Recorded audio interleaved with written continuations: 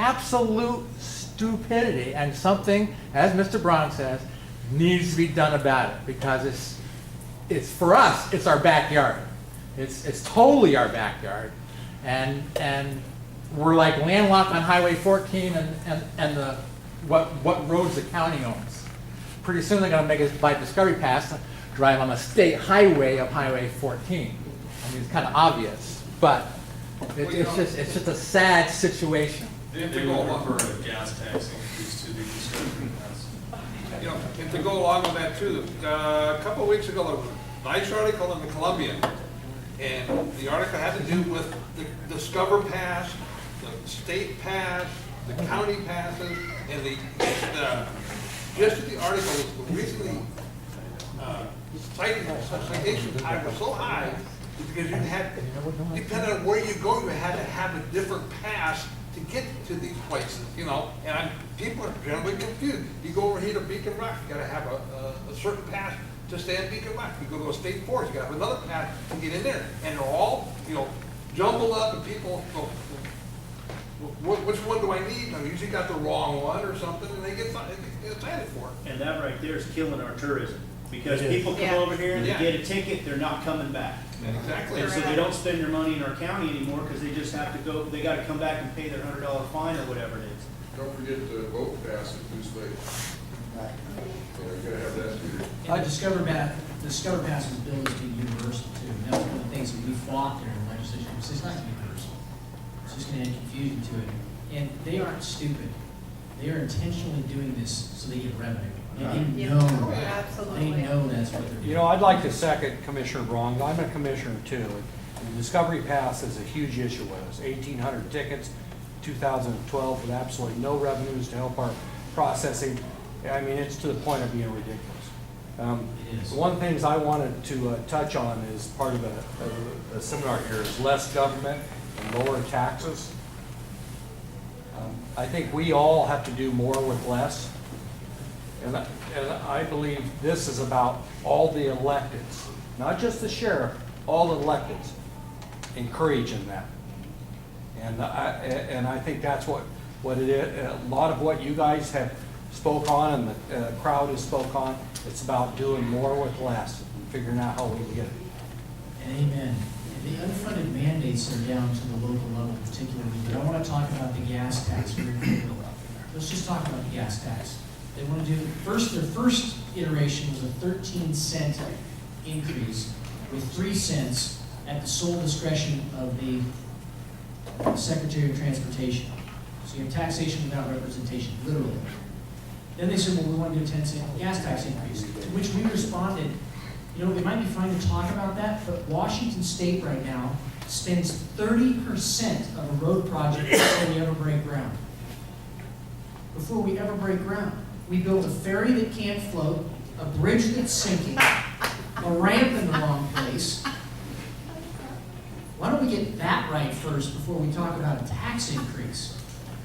Because you know what's going to happen if we keep the tax level where it is. If we lowered taxes, we wouldn't have border cities like Spokane Valley, like Vancouver, driving across the border to gas up. That revenue would stay in Washington State. The tourism would stay in Washington State. It would stay here.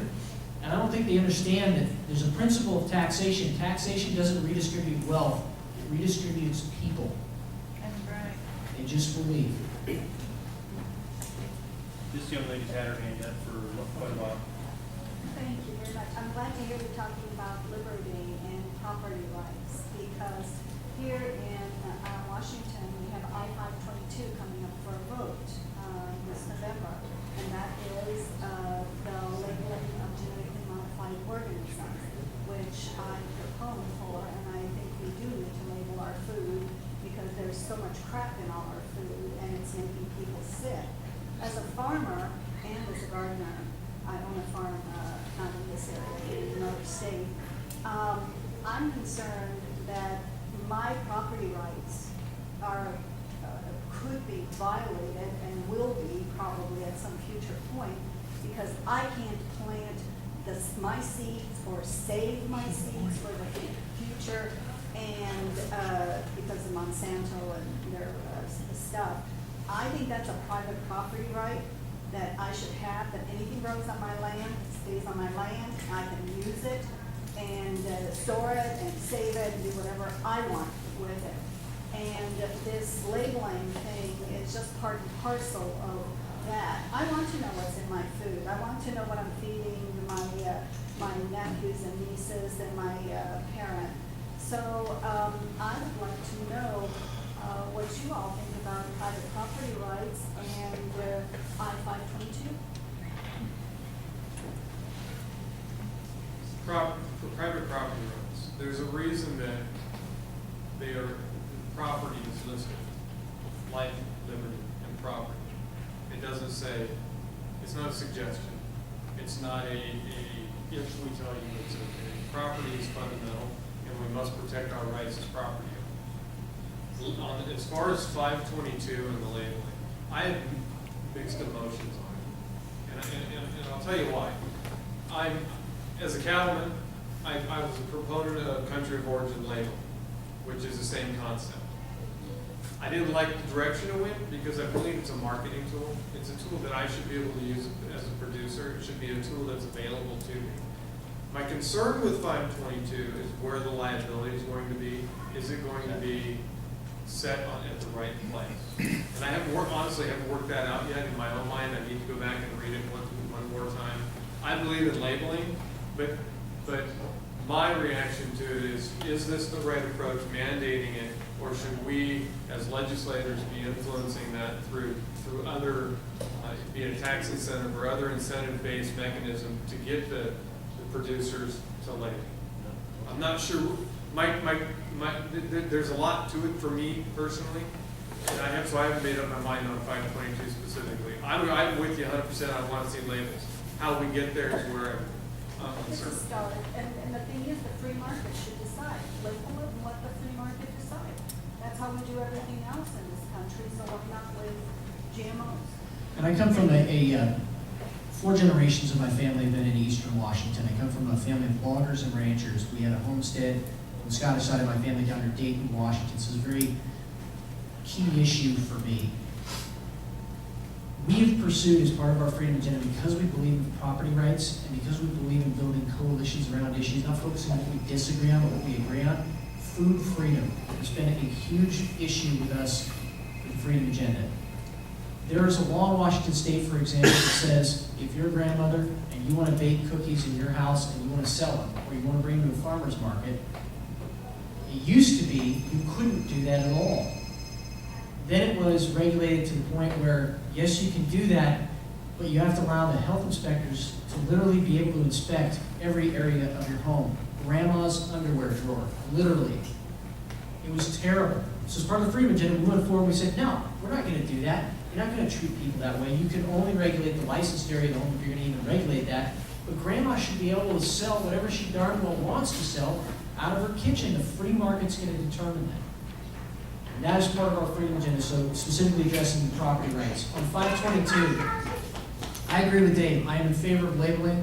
I understand the dangers of Monsanto, the seed monopoly that's out there. I understand all of that. 522, from an attorney's perspective, is not very well written. It just isn't.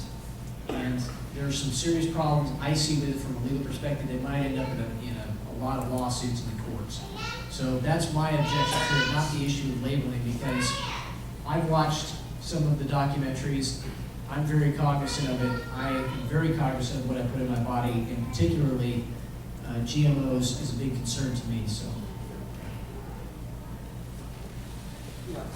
Michael Bell, Martin County. When you mentioned that we should get out of debt, and we should get out of debt personally and then ultimately as a nation, there's a transition period when you change your lifestyle from debt-based and always borrowing against the future for what you get in material goods immediately to having cash basis or not having that debt, but building up the wealth that you have instantly. How would you guide, how would you ideally guide if you had the ability to set the agenda in Olympia? How would you guide the citizens through that transition from debt-based to having a cash basis? Well, first we got to define wealth and money correctly. So going back to what we were talking about, every dollar comes out of the ground, of the air, and the water. It does. We have to get that in our minds and understand that.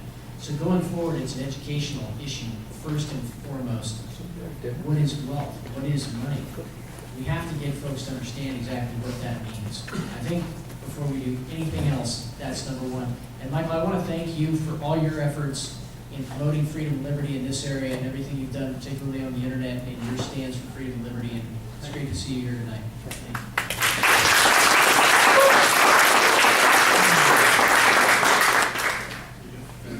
Okay, so to answer specifically, I believe we need to go back to what the priorities of government are.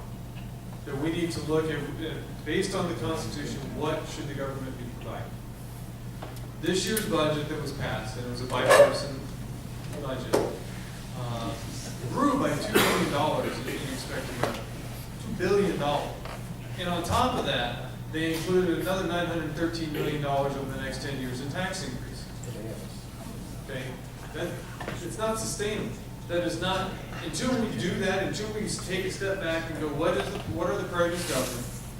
Protecting public health, protecting public safety. In this state, like it or not, the Constitution is clear, education and infrastructure. That's where I come from. And those the way when I look at it, that's based on the state constitution. After that, get government out of it, and then we can start looking at having the reserve necessary so that it eventually will hit the point where we're working forward instead of backwards. One quick question. This is back to our area here. Do you know of any representative people on the other side of the river that think like you guys do on this liberty of personal property and stuff like that?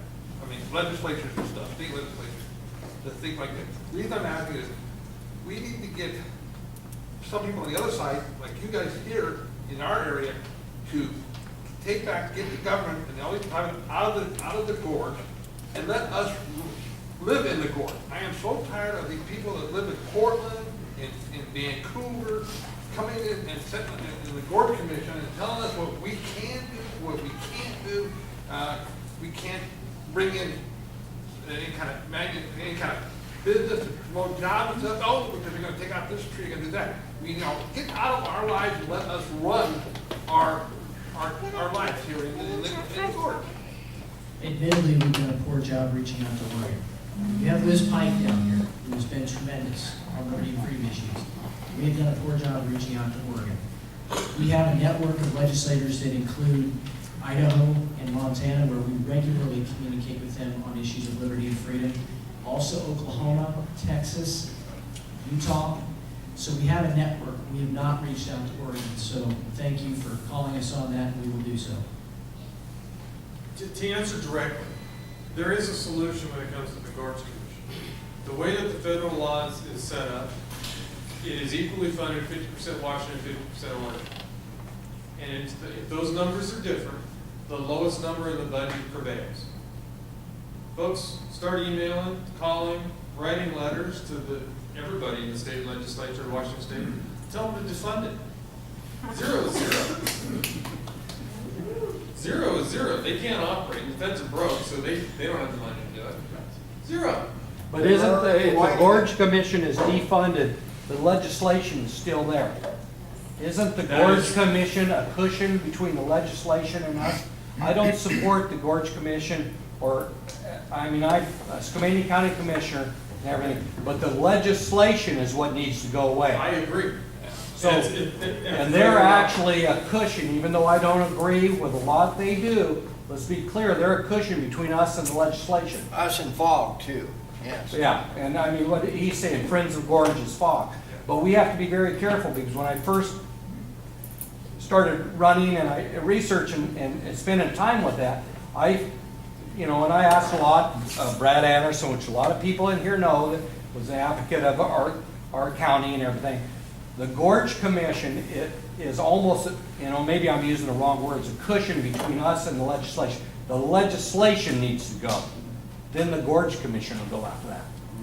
I couldn't agree more. Right. And Jamie Herrera Butler do that for you? I don't want the county to be fighting those guys, the Friends of Gorge, and paying the legal fees in Baker up in our county, the Gorge Commission fights in, multiple. My understanding is that the suits are brought in the county that it occurs in, correct? And so if it occurs in this county and the prosecutor's not willing to prosecute it, Yeah, but that's not. there's no teeth in that bill. Yeah, but that's not 100% true either, because a lot of the suits on the civil end of that come out of Portland, or they come out of Vancouver. Well- And you got these people, I'm sorry, I'm gonna make some million, but you got these friends of the tree huggers and stuff, and the environmentalists that live in California that we're coming up to the board for my 3-week vacation, I wanna keep it pristine there.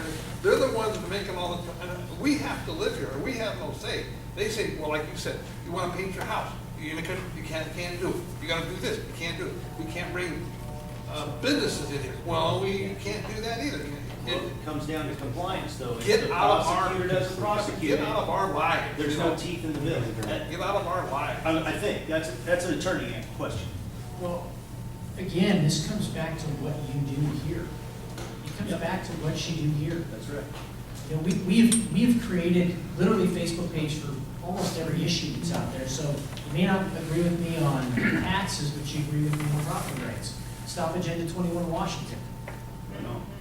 You guys can form your own here. So when information comes out, you can get it out there and get to the hearings when they have the hearings. And then, when Olympia's in session, which is a horrible thought for most people, but when Olympia's in session, you can actually start lobbying the legislature on repealing the legislation, the long-term fix. What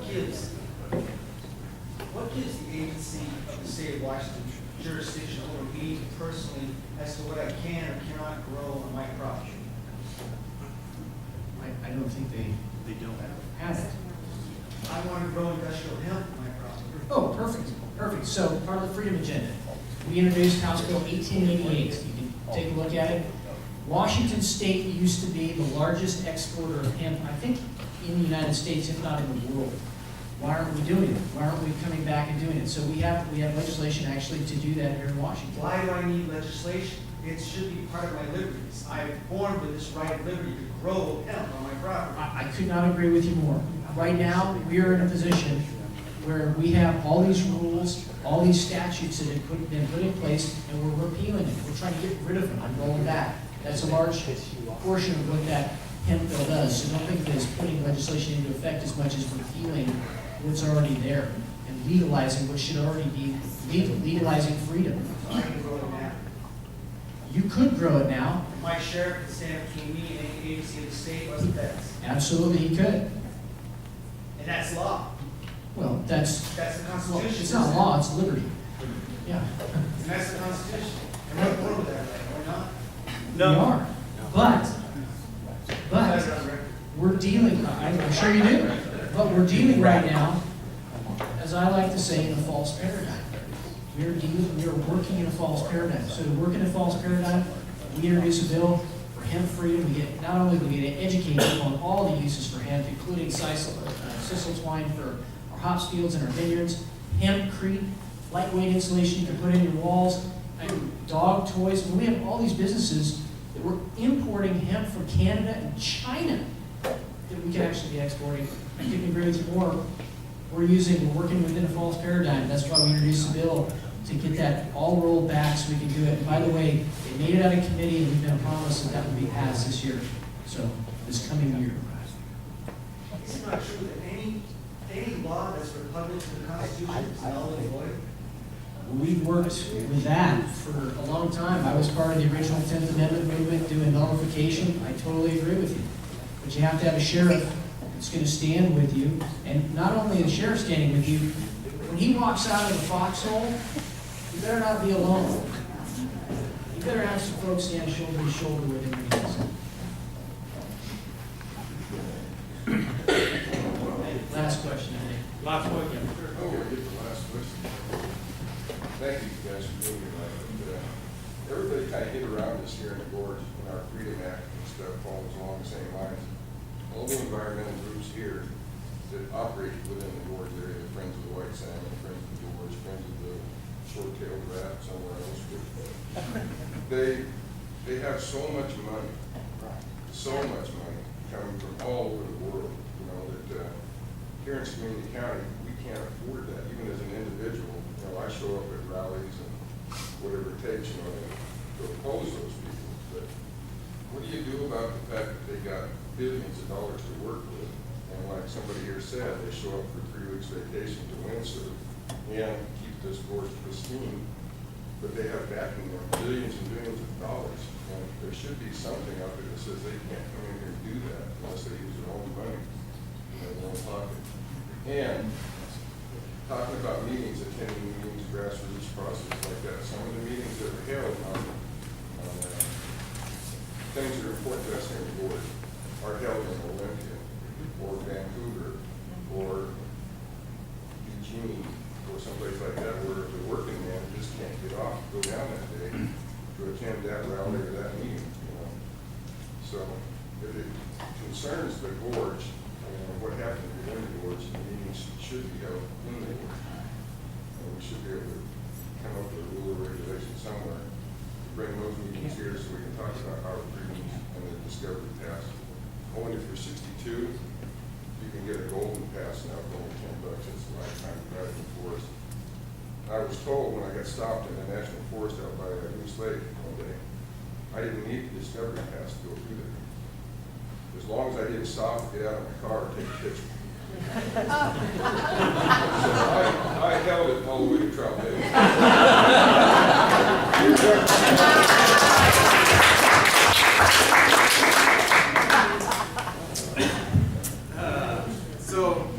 So the issue is standing. I mean, it's court appeals or lawsuits. Yeah. They throw everything at the wall, and what sticks they go after, what doesn't, they don't worry about. So keep in mind, my response is what I'm going to tell you is that it takes time. We didn't get to where we're at today overnight, and to fix it, it's a slow road. One of the things that we've introduced in the past, and we're going to continue to push, is that there's actual standing in harm. So that if somebody wants to appeal a county commissioner decision, for example, that they must have standing, meaning they were involved in the process. Number two, that they have actual harm. They must be a property owner. For example, if it's a law that related to land use, they must be a property owner who's going to have some sort of impact from that law. That's what's happening with the conservancy here in the gorge, is moving slowly through the buying property so they can have the stands.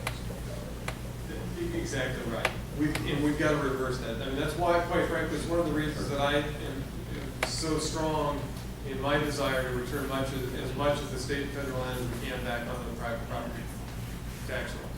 Get them back into production, get them out of the agency's hands. And, you know, so quite frankly, folks, you as a property owner, you're going to manage the land better. You're going to manage, if you're a forester, you're going to manage your property for long-term production. It only makes sense to me. Okay. Can I touch on this? And I don't know, again, it's an attorney question, but it would seem to me that everybody in those little groups, Friends of the Gorge and all this, they have individuals that are on that committee. Well, my understanding is you can sue anybody for anything in small claims court, and if you pile them with everybody that agrees with you in small claims court, they're gonna have to come back from California to fight that court, or they're gonna automatically lose. And you get enough of these individuals that it's painful to sit on that committee, they'll go away. Because they can't use somebody else's money, and they can't call a lawyer for small claims court. And that's how they do what they do, because that's what they come up here to do. You have something happen here. First thing, when they run to court and file a lawsuit, and they've got the money, like you said, they've got Well, the money. they use lawyers to fight it, though. That's what I said. They've got They the do. money. They do. File They have these somebody lawsuits. else. File these lawsuits. Attack them personally. So there are two things. I want to end on this. Turn it back over to the sheriff. Two things. We put out a plan a few years ago called Step-by-Step Plan for Freedom. It went national. It was part of kind of the early freedom agenda that we had here in Washington. Step-by-Step Plan for Freedom, part 1 and 2. There are two things in that that are key. Two teeth you have. Enforcement and money. At the state level, what we wanted to introduce was a federal tax escrow account, where all the money that we collect for the federal government, for example, the gas tax, we cut them a check every 3 months. We want to put it in the federal escrow account, and if we start nullifying things, we start not complying with things, we start demanding coordination, they start trying to pull money, we have a hammer sitting there, you don't get yours either. That's one of the ways to enforce. The second is the county sheriff. The county sheriff standing in between is so powerful. And all of your elected local officials are so powerful they don't even know it. Probably county commissioners didn't even know they had the tool of coordination until we mentioned it tonight. They have the hammer on enforcement. You gotta bring it back to the local level, and the reason to do that is because the genius of the founding fathers was if you did that, government closest to the people was most accountable, and that would maintain freedom because it was decentralized. If we do that, our kids and our grandkids will live in peace and prosperity and freedom. I want to thank you all for having us here.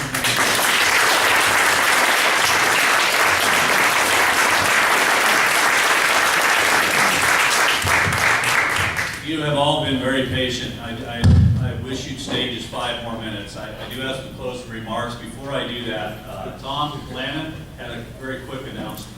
Oh. Hi, I'm Tom Lannon. I live in Stevenson. I've been watching the Gifford Paint Shaw Task Force, the Friends of the Gorge, numerous other groups that want to weigh in on us, if you will. And I've had this idea about forming a group called COGS, Citizens of the Gorge, to serve as a counterbalance to those people. I saw an article the other day that said Friends of the Gorge had $10 million in the bank. They were opening a new office in Washougal. Anyway, this takes effort, it takes coordination.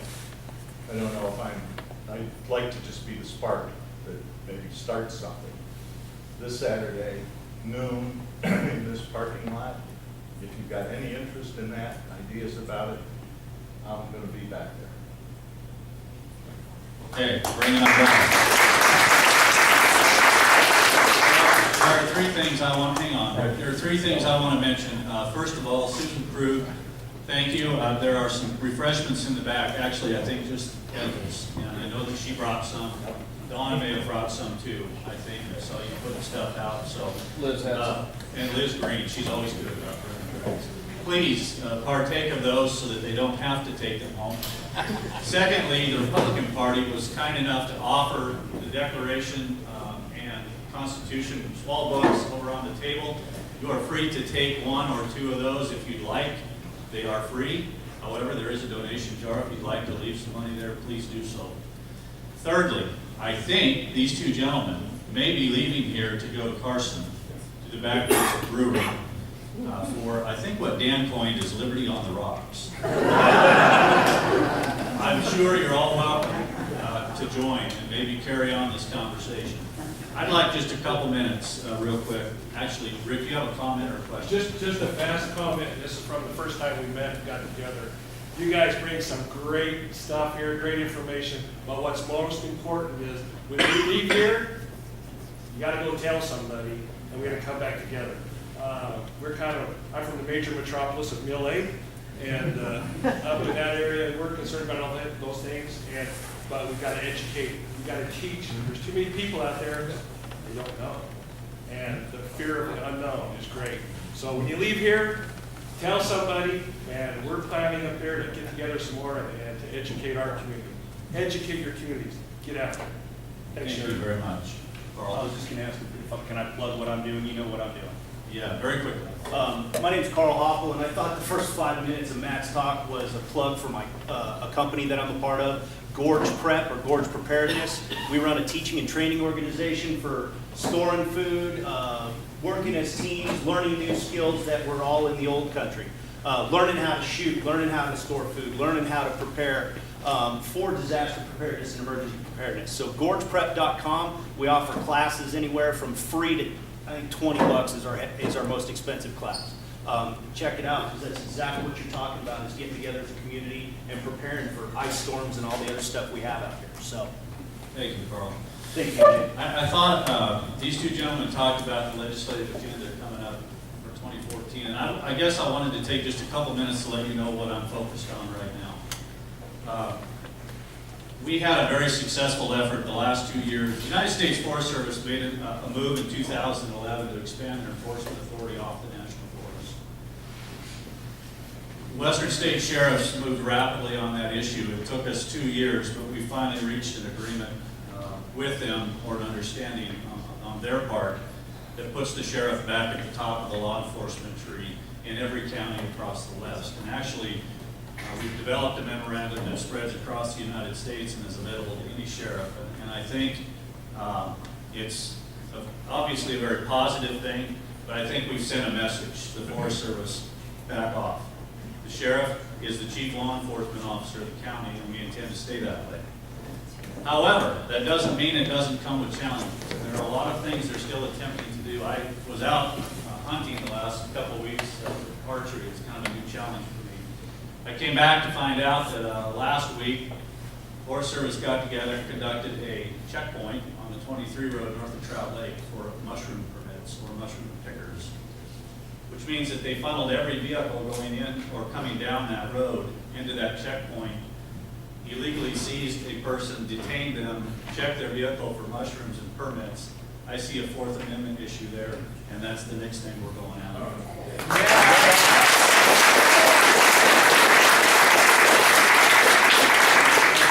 The last thing I would share with you is, David started out saying this: the change comes from the grassroots. It comes from the people in this room. It comes from the people in this county and every county that's represented across the state. There is a workshop tomorrow, and I talked to these two gentlemen about it earlier. There's a legislative workshop at the Criminal Justice Training Commission to once again consider general authority enforcement powers for state parks, Department of Natural Resources, liquor control. Sheriffs are opposed to general authority for those agencies. It's a long story. They're limited authority agencies now. They only have enforcement authority in those areas that they were hired to work: state trust lands, state parks, and liquor control issues. They want the ability to enforce state law everywhere in the state. We oppose that. Sheriffs will be represented tomorrow by WASPIC, which is the Sheriffs and Police Chiefs Association. But the power in defeating this movement by these agencies will come from you. And I will tell you that you will hear from me on this. And when the legislative session opens in January, I will be coming to all of you asking for letters, emails, phone calls. As they said, you get one, you get two, not a big deal. We get 100 or we get a town, it's going to make a difference. And I think every sheriff in the state is committed to the same effort. And I have a feeling that we're going to have success in hopefully finally defeating this issue. It's been on the agenda for the last 3 years that I've been up there to testify against it, and they will continue to push for it unless we send a strong message. And I need that from you. That being said, we will probably gather again after the first of the year. Not this year. We'll get through the rest of this and the holidays, but I look forward to hopefully seeing you back here, and we'll see what the agenda holds for the next meeting. I really appreciate the fact that you're all here tonight. I ask you to continue to read and learn.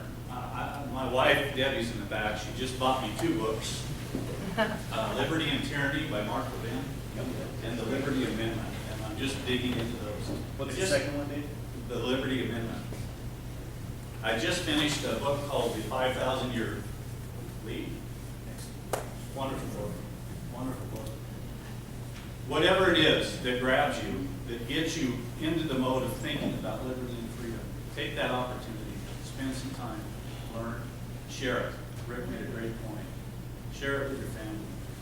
So again, thank you all for being here. I think I'm going to join them backwards. All right, good night.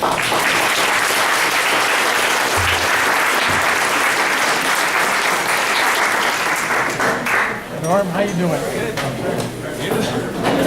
Good to see you, as always.